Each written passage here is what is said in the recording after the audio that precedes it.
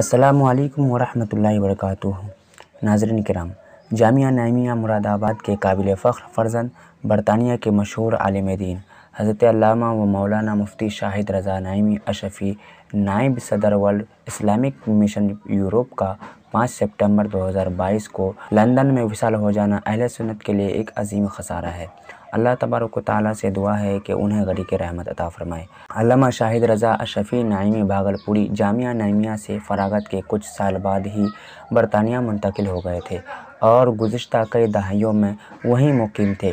World Islamic mission برطانیہ کے نائب صدر کے عہدے پر فائز تھے، اعلیٰ درجے کے خطیب تھے، بہترین مفکر و مدبر تھے، منکسر المزاجی اور اعلیٰ ظرفی کے حامل تھے، نیک سیرت، خوبصورت، عمدہ اخلاق، صاحب تقویٰ و طہارت اور کئی عمدہ خوبیوں کے آپ جامع تھے۔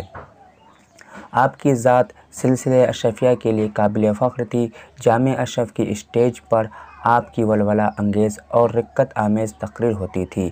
آپ کی خطابت کے درمیان علماء، مشائخ اور سامعین نعرہ تکبیر اور نعرہ رسالت کی صدائیں بلند کرتے تھے۔